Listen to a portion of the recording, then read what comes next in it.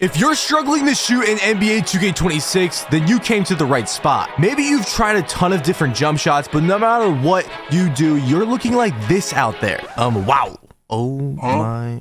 And now you got this build with all this shooting for almost no reason. And you might see a handful of other players shooting really well and wonder, how are they shooting like that? Well, today I got y'all. If you watch this video all the way through, I can guarantee you will become a better shooter in NBA 2K26. So drop a like on the video and subscribe, especially if you think you learned something by the end of the video. And let's get started. With NBA 2K26 being new to all of us, you're gonna need help with the best animations and jump shots. And NBA2KLab.com has you covered with a bunch of free tools. But if you buy their monthly subscription using code DoubleH for 20% off at checkout, you get access to all their premium tools, ranking all the best to worst animations, but having the ability to have every jump shot's base and releases ranked in green window percents and speeds in milliseconds is wild. There's also a custom jump shot recommender where you can plug in your controller and it recommends you a jump shot for your controller and latency. Get started now by going to NBA2KLab.com and use code DoubleH at checkout.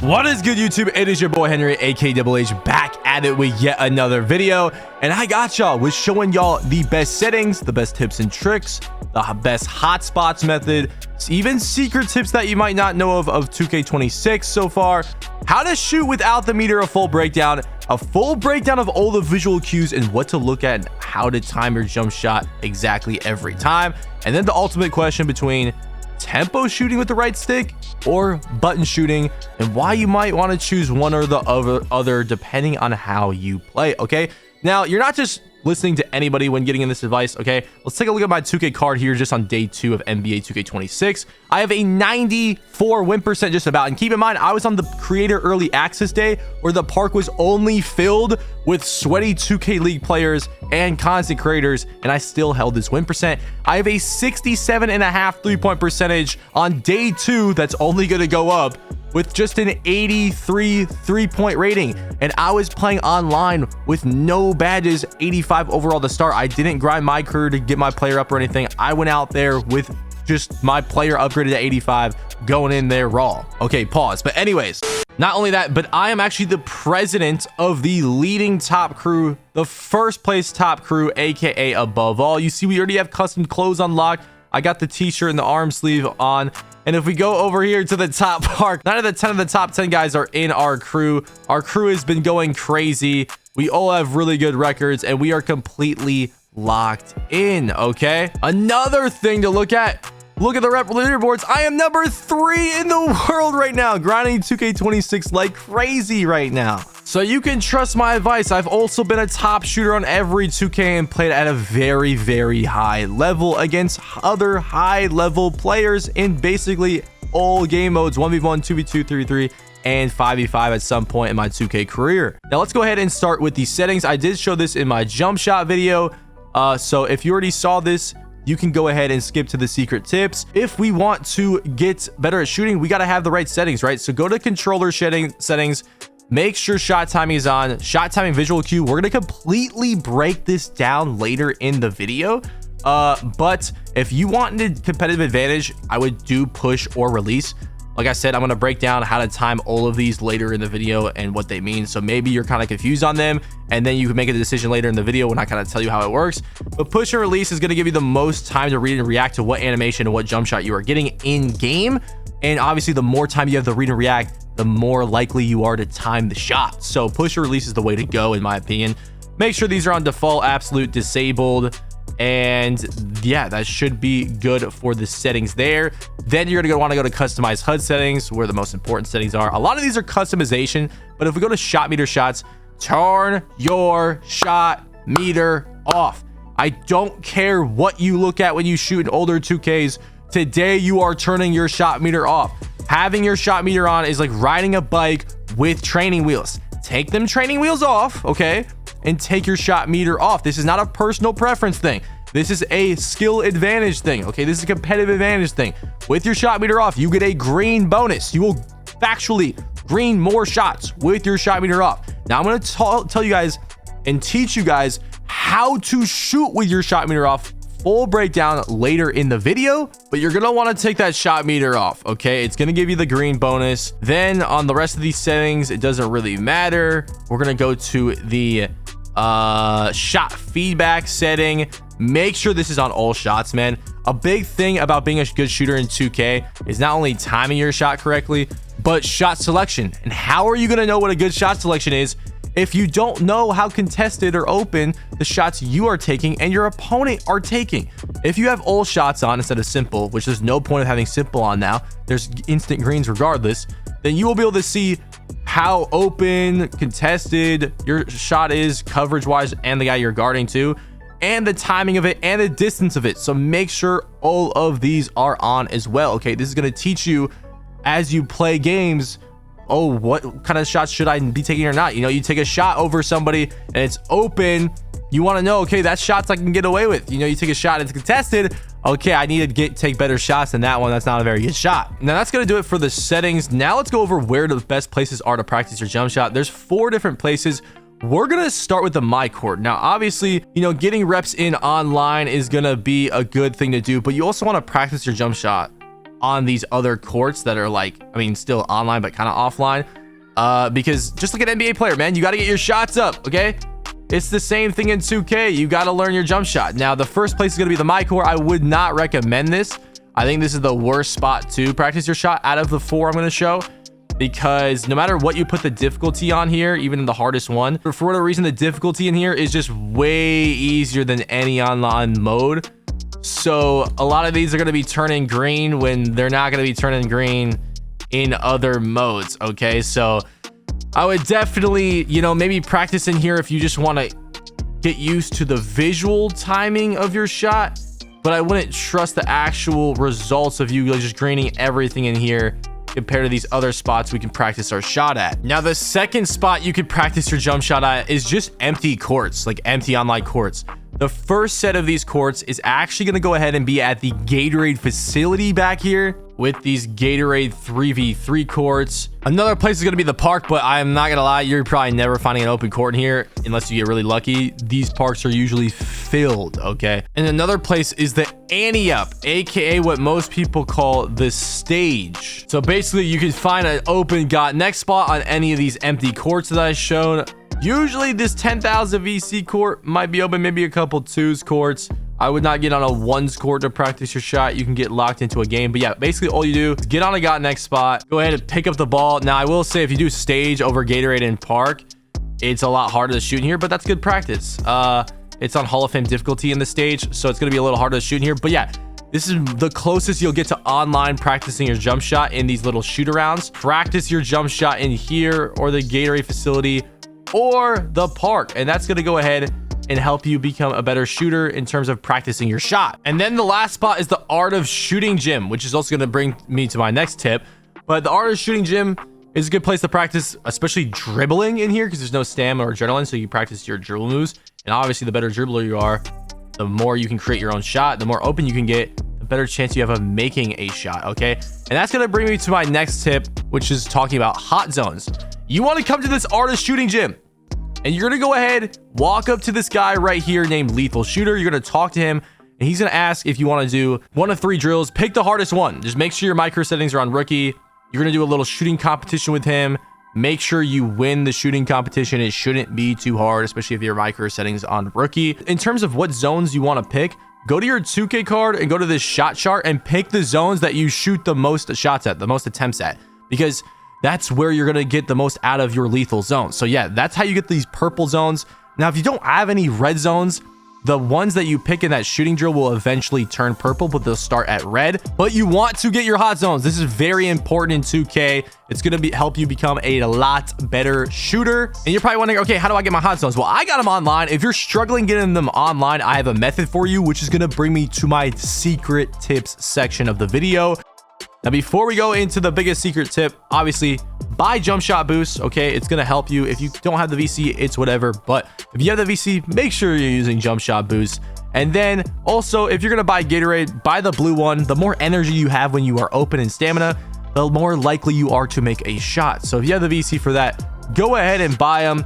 But let's go to the secret spot. Now, this is in older 2Ks or more recent 2Ks, but it's kind of hidden this year if you don't know what it's called. Street Kings. Go to Street Kings. This is going to be the method to get your build specialization maxed out, get your takeover tokens, which can lead to custom takeover, get your hotspots, get your player to 99 overall, even get your shooting badges. This is going to be the method, okay?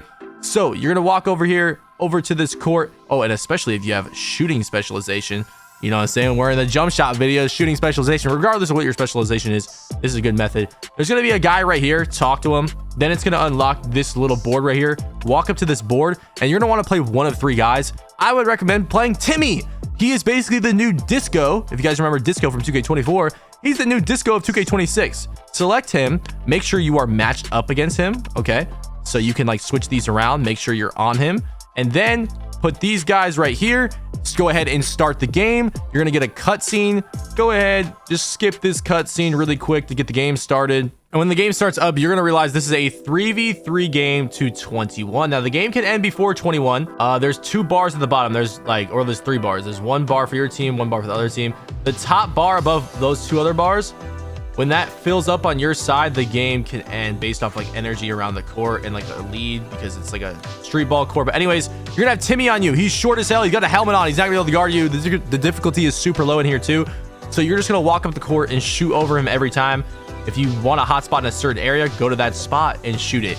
If you want a certain shooting badge, do what that shooting badge is and shoot it. If you have a certain build specialization you want to unlock, do what you need to do to get that build specialization unlocked. Sometimes it's very rare that someone else guards you, but 99% of the time Timmy is going to be guarding you, where you could just easily shoot over him. But even if someone else is guarding you, it's not a big deal. It's not a super easy difficulty. You're also gonna be able to fill up your takeover in here super fast, which is gonna allow you to unlock those takeover tokens. So yeah, you could just keep shooting. This is also going to give you a lot of XP for your build to get you to 99 overall. It's probably the best method to get to 99 overall. I know someone that got to 99 from 85 in literally like 8 hours, just hawking this, like literally just going crazy in this Street Kings thing.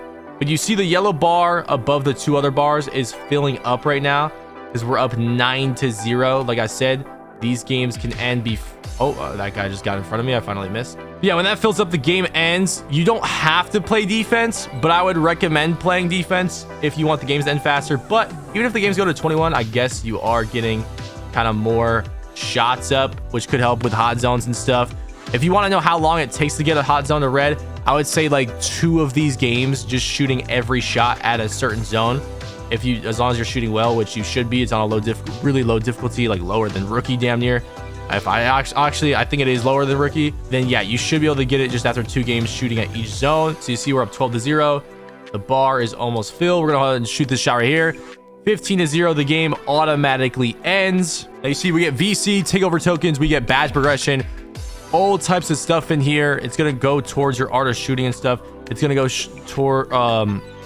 towards your build specialization. It's gonna go towards your hot zones. And yeah, you can just keep spamming that. Now let's talk about shooting with no meter, with some clips of some online gameplay in the background. Now, a lot of you that shoot with the meter are looking at your meter when you shoot. And if you weren't, then you don't even need to watch this because you're probably good to go. But how to shoot with no meter, what to look at. You want to look at your player's hands, okay? So when I shoot the ball on a jump shot like this, I am looking at my player's hands. So I'm gonna rise up and I'm on push timing. So this also depends on where you are on push timing. And we're gonna talk about the differences in those timings next. But basically on push timing, when I push out the ball, I release it. So I'm trying to let go of the button when my player pushes out the ball. And this is what you wanna look at every time you are shooting the ball. You want to look at your hands, okay? Or some kind of visual cue. You can look at your feet, you can look at your hands, your arms, your player's body. And basically when you green a shot and you time something correctly, you want to know when you let go of the button or when up on the right stick to finish that timing. And you'll notice what your player looks like, or maybe what his hands look like, or where his feet positioning is at, or maybe where his body is at in terms of visually when you are supposed to release that button. And once you find that visual cue, you want to look for that every time you shoot. I look at my hands. Like I said, you can do hands, feet, body, I don't know, elbows, whatever you want to look at, that's what you can do. I think hands is just the best way to go, because even if I'm shooting fadeaways like this, or fade back fadeaways like out of bounds, I can look at my hands and be good to go. So if you are trying to learn how to shoot without the shot meter, that is the best way to do it. Now let's talk about shot time and visual cues. Let's go ahead and first talk about jump and how to time jump. So the jump timing visual cue is basically when you jump. So as soon as your player is jumping off the ground, that's when you would let go of the button. I would not recommend this because then you have less time to read and react to shots. Yeah, as soon as your player is jumping off the ground into this jump shot, so right here, that's when you would release the button or go up on the right stick, finish your right stick motion, shooting the ball on jump. Now let's talk about set point and how to time set point. Now at set point, if you guys have ever played basketball IRL, you'll definitely know what I'm talking about with this. But when you get into a shooting position, just like this right here where I'm paused on the screen, you have your foot, knee, and elbow locked into a shooting position right here. This is called the set point position. As soon as your player gets into this position right here, that's when you would release the ball for set point. Now, obviously, still less time to read and react because this happens earlier in the shot. But yeah, that's when you release the button or finish your up on the right stick motion to time your jump timing. Now, once again, if you're only need to time tempo for rhythm shooting. So if you're rhythm shooting, you probably don't even need to listen to this part because it's just going to be on push timing no matter what. Now let's talk about push, what I use and would recommend. I wouldn't recommend these other two. Let's talk about how to time that. Now, push timing, this is what I use. When you want to release the button when the ball is getting pushed out of your hands. So right here, as soon as the ball's releasing. So if you are used to timing shots in older 2Ks, this is what it was at. It was just automatically on push. So when your player is pushing the ball out of his hand, so as soon as his flick of his wrist starts flicking, that's when you release the ball. I feel like this one gives you a lot more time than the other two. That's why I would recommend it. It also is just easier for a visual cue. You just look at the wrist. When the wrist starts flicking, boom, green right before it, like as it immediately starts flicking. Okay, like try to predetermine that. Finally, release. Another one I would recommend that even though I don't use, I would recommend one of these two. Let's talk about how you would time that. Now, release is going to be when your player's like done with the flicking motion, when the ball is released out of his hands. Okay, so right about here is when you would time that button for release. This is going to give you the most time to read and react to a shot out of all of the visual cue timings. But push and release is definitely going to be the ones I recommend, and that's how you time all of them. Now let's talk about tempo or button. Now, I was testing tempo or button in game a lot. And keep in mind, I'm someone that rhythm shot all year of 2K25. So this year with rhythm shooting, it's the same thing. You go down and up and you get this tempo, coverage, timing thing. So you get push timing and tempo timing. Now, regardless if you have your settings on jump, set point, push, or release, it's push no matter what if you're rhythm shooting. And then with the button, obviously it's just X, right? Just shooting with the button. Now with tempo, you don't have to time the push timing in the bottom left to get a green. Like if you miss time the push timing and time the tempo timing, you can make it, which can make shooting with the shot meter on with tempo look like you're making whites. And a lot of people think this is making whites, but I don't even know why they show the tempo or the push timing with rhythm, because even if you time the rhythm timing correctly and not the tempo timing, it doesn't go in. So basically, you're only timing the tempo. That's all you have to time. And how to time the tempo is just going down and up on the right stick, matching the speed of your player's jump shot release.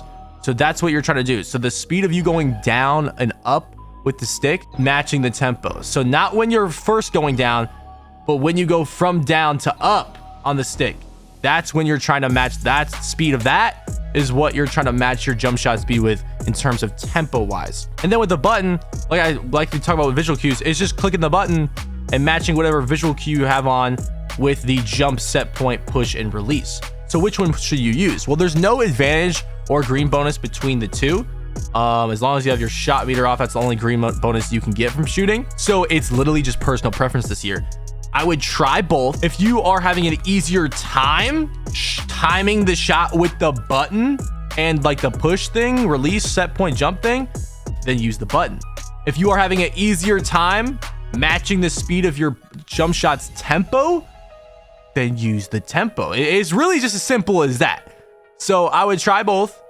Do what you're more comfortable with. There's going to be players that shoot better with tempo because that's just what they're better at timing with.